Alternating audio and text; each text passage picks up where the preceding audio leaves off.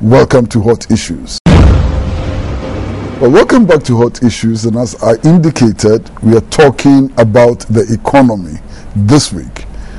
We'll be taking a look at the problems of the economy, the gross domestic product, the per capita income, and so many other issues. What do all of these things mean? What about inflation?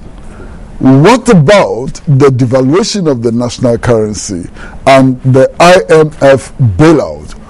What are the consequences for ordinary Ghanaians and so on? These are the issues that we'll be looking at.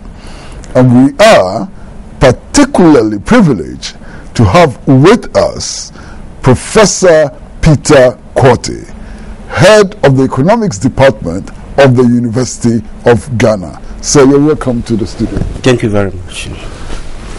First of all, what is the state of the national economy? Is the economy really in crisis?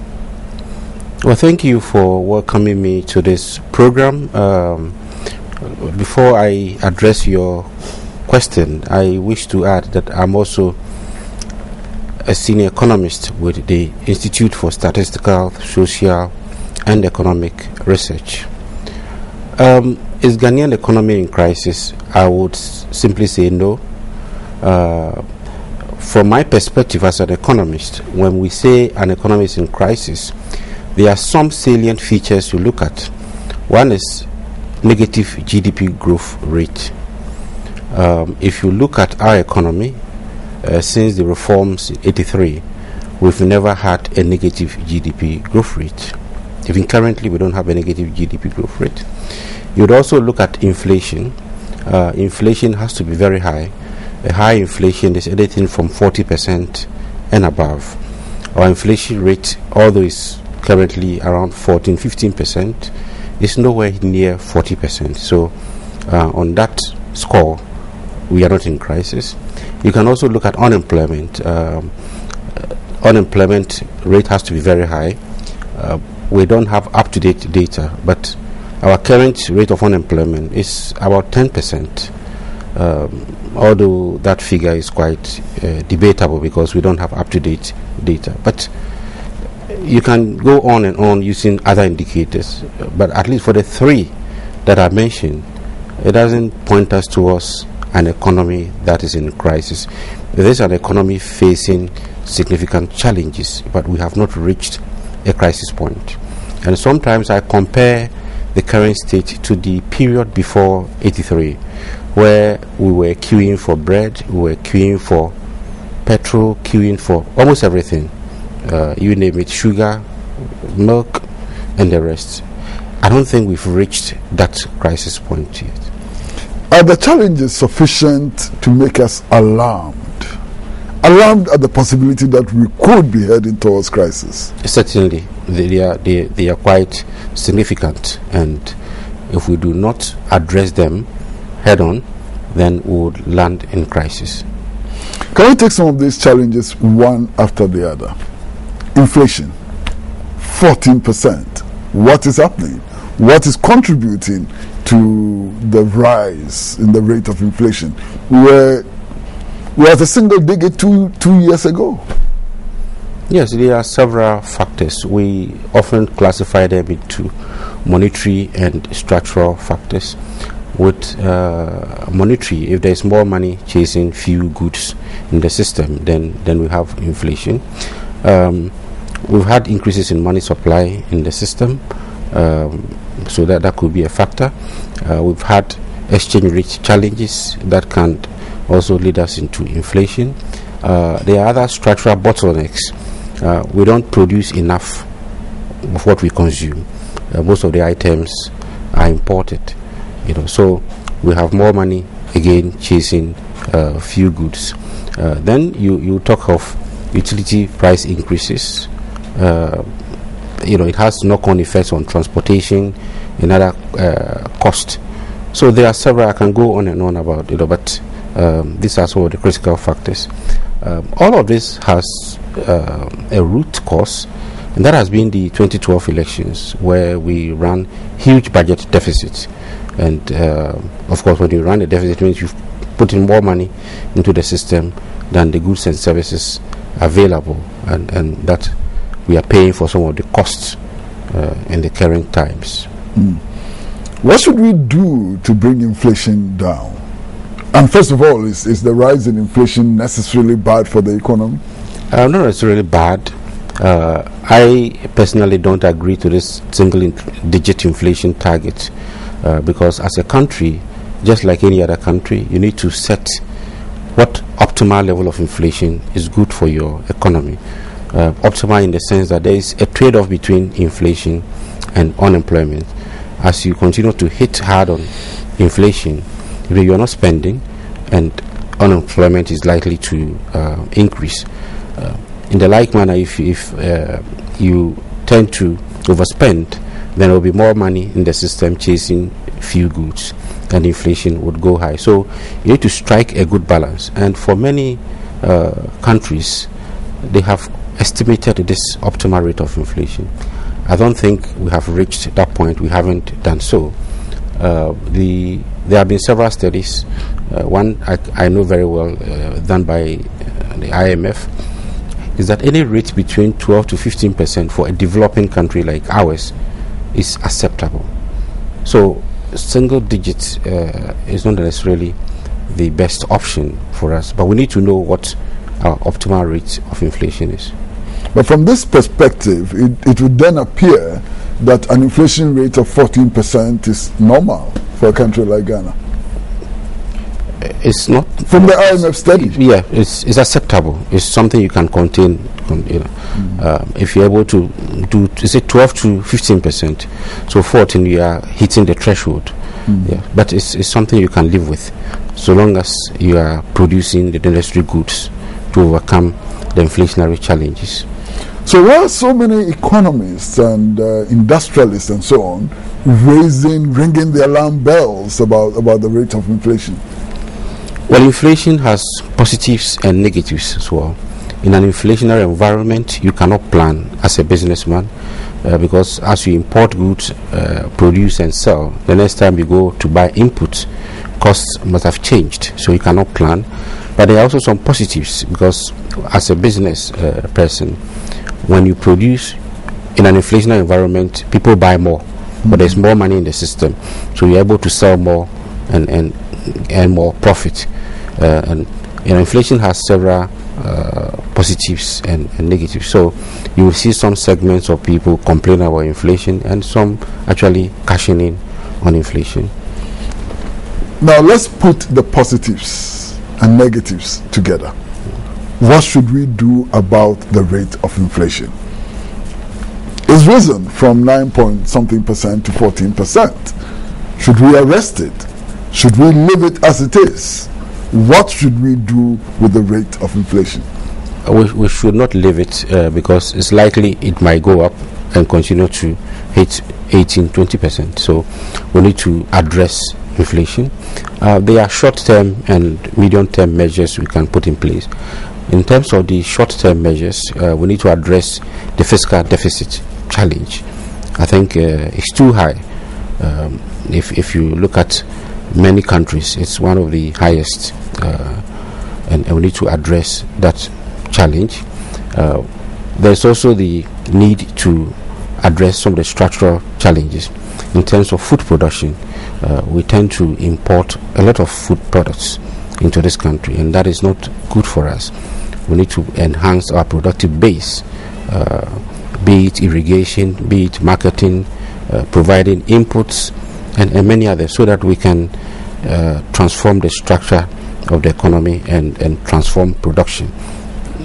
The problem of deficit is also a problem of indiscipline, isn't it?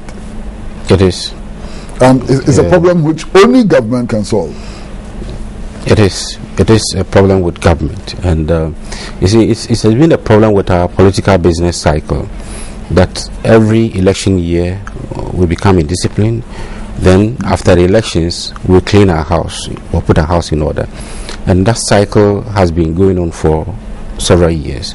It is something we as economists have pointed out to government even before the elections, but it looks like as political leaders, they would want to concentrate and win elections first, and then they address the other challenges. So right now we have a huge deficit. First of all, what is the size of the deficit, and what concrete measures need to be taken in order to address this deficit? Our deficit after the elections was around 12%, some say 11 point something, 11, but 12% thereabouts. Currently, it's come down slightly to 10.4% of our gross domestic product. What it means is what we produce annually. 12% of that is the size of the deficit. Now, to address that, you look at the components of expenditure, or the budget deficit, or the budget comprises of income and expenditure. So if you pick expenditure, you look at some of the items that are quite significant and that has caused this deficit. One major one I can point to is the wage bill, which is about 57% of total revenue. It's quite high. If whatever you generate in a year, 57% is used to pay wages, then about 18% goes into 18 or 14, well, something in the range of 18 to 18% goes into interest payments on the debts accumulated. Then about 18% is, if I do my calculations right, about 18% goes into other things, running of the government machinery, the public institutions. So you notice that we are left with barely little after paying wages and paying interest on the loans we have taken. And of course we have statutory payments like Get Fund, NHIS and the rest. So we are left with very little to run the economy, and that is where the challenge is. That to address the deficit, we first have to look at the wage bill.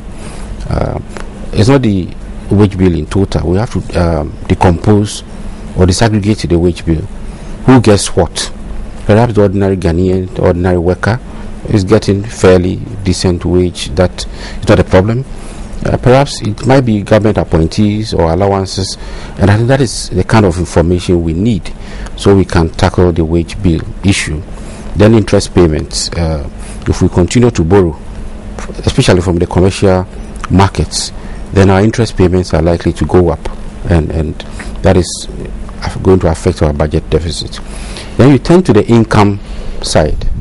We need to raise more revenue to spend, but not just raise and spend. We also have to ensure that we are making efficient spending, block the leakages and minimize corruption. Informal sector accounts for a greater proportion of our economy, but they are left untouched. I often give this example that if you look at the artisans, on average, a painter or a carpenter charges on average 30 cedis a day. If you multiply by 20, assuming they work 20 days a month, that is 600 Ghana cedis a month. When the ordinary worker at the end of the month is paid, the tax threshold, if you earn anything above 132 Ghana cedis, we start paying tax. But this category of workers do not pay tax because we have not been able to identify them, and that is where we need to start addressing, broadening the tax base to raise more revenue. It's been alleged that so-called donor countries have also not met their pledges to us over the last 2-3 years, and that could also account or help deepen this crisis of the deficit. Yeah, these days you have donors agreeing with government on targets to meet. In the past, they were said to be conditions, but now you set the targets. The targets we set in our budget. We're going to reach a budget deficit of so and so. We're going to raise GDP by, we give them the targets, and then annually we ourselves monitor. So we have the Ghana Shared Growth and Development Agenda, and then we also have annual progress report that is prepared by the NDPC every year. When this document is prepared, that is what we share with the donors, and it is upon that basis that they also release their funds. So we have agreed to meet certain targets, and we failed to do so. So these are monies that they give to us. They also have to account to their citizenry. But so it's not free money. We could not have met those targets, especially with the deficit, if they were not paying up. Because what they were supposed to give us was budgetary support. And if they were not paying up, there would be a hole in the budget. Yes, budgetary support accounts for only 30% of total aid we receive. 70% comes from project aid and the others. You see, we knew these targets, and we knew that these targets were triggers that we need to meet to receive the money. So if we are not meeting them, then of course every rational, you put your money where they say where your mouth is. You make sure you ensure that the right thing is done before you put your money. So we need to put our house in order to get some of this influence. Otherwise it will seem as if donors have money they don't have use for, and they are just putting it into an something that is leaking. And I don't think it's proper. So they we need not to also account be to looking their at the huge leakages in the economy. I mean, for example, if you take the foreign exchange retention agreements with the mining companies, it keeps so much foreign currency out of the national economy. Is that something reasonable, something we should continue to encourage? I don't think so. You see, those agreements were reached at a time where we needed foreign direct investment. I thought at that time the rate of about 80% or so was quite high. Some of it is about 90%. Yeah, it's quite high, and we need to review some of them. But we can't review now, but we have to go back to the agreement and ensure that we understand all the sunset clauses before we try anything. Otherwise, we'll end up in judgment debt, and that will not be good for us. But certainly, it is one of the areas where you have a lot of foreign exchange being transferred out of the country. We have other leakages. It's not even with foreign direct investment. Our own local operations, a lot of reported cases of corruption and leakages and waste in the system. So we need to address some of these leakages. Otherwise, you will raise all the revenue, but it will not be spent efficiently. But there have also been the cases of what they call smart accounting, of these huge multinational corporations, manipulating the accounts in order to avoid payment of tax. That has been there for over a decade. I don't think we don't know. We know.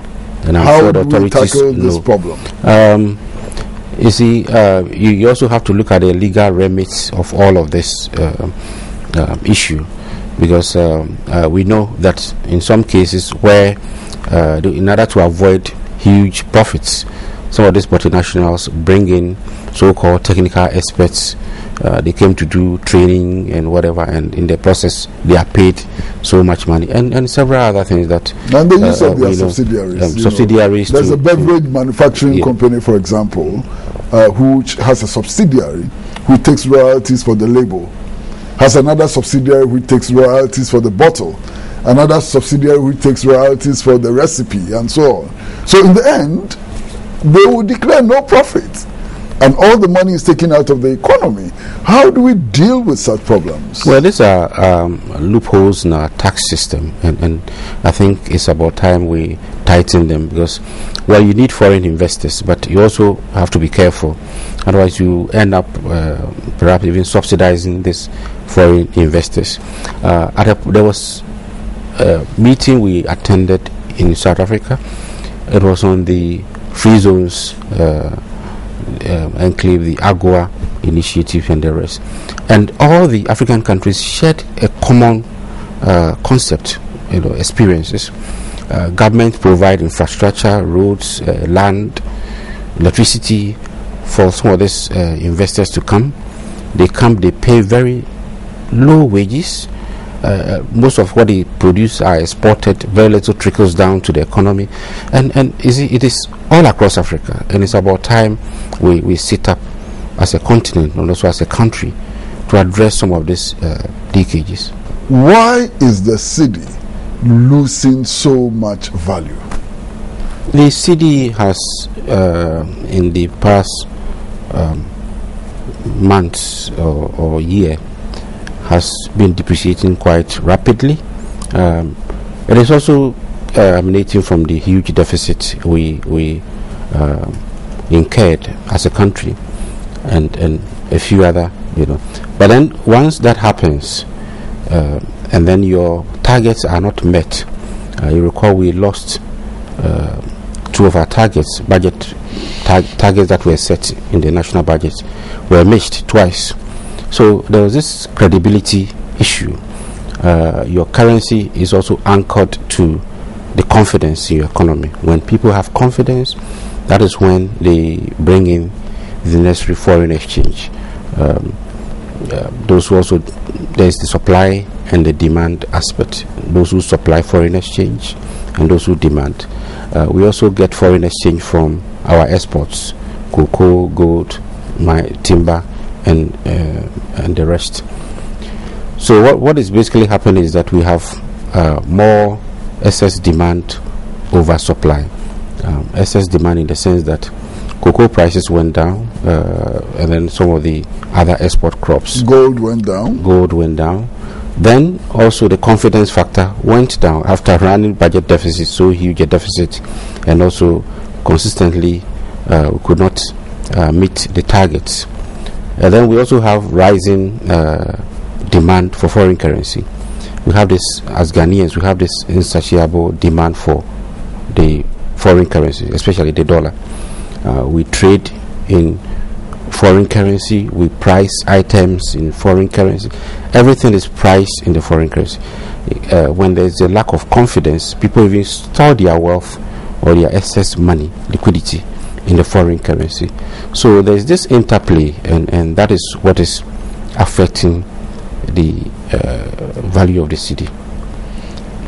Import dependence, couldn't it be a major factor? Yeah, that's we are dependent on other countries for the supply of tomatoes, contombre, cassava, and so on. Certainly, we have insatiable demand for foreign currency. We import almost everything into the country. Tomato comes from Burkina Faso, and several other things. And so what you're doing is, it's not just the foreign currency. You are creating jobs for those countries you are importing from. Because if there is a local manufacturer whom you are killing, you are not buying from. When you are buying from the foreign counterparts, then you are killing jobs in the economy. So what are we going to do about this massive depreciation of the cedi? Well, it's the credibility issue first. We need to get confidence back. Once confidence wanes, it's quite a difficult one. And once people lose, shouldn't we be starting from producing the things that we need and for which we have the capacity to produce? Isn't that a starting point? Yeah, that's a starting point. But if there's no confidence, the investor will pack off and go. The new ones might not even come back. So, which investor are we talking about? I mean, already we have a thriving textile industry in Ghana, which is producing at below 10% capacity. The investment is here. Yes, but it's not just about textile. It's also about agriculture. It's also about manufacturing, and we need to get people's confidence. Otherwise, the local investors or those already producing would go out of business and might not be able to produce. So one is the confidence factor. Won't the confidence come if those who are already involved in production are producing and making a living out of what they're producing? Isn't that where the confidence is going to come from? Yeah, that's where it's going to come from. But the confidence also has to emanate from the top. We need people look up to the top and say, hey, we have an economy that is robust, and therefore I can put my money in without losing my money. And once that is done, then you invest, you produce, and earn whatever income or profits you have to get. So that is one way of addressing the challenge, is to get confidence back and then start producing and exporting as well. In addition to that, I think our demand for the foreign currency is outrageous. We tend to prefer imported goods to locally manufactured ones. Some are quite good. Sometimes our own brothers or colleagues from outside the country come in and they appreciate what we have. But we don't. We prefer the imported, be it rice, whatever we import. So we need to curb some of these imports and start consuming locally made products. It could come from government. Some of these government procurements, school feeding, school uniforms. If we give all these contracts to local producers, we are making a headway.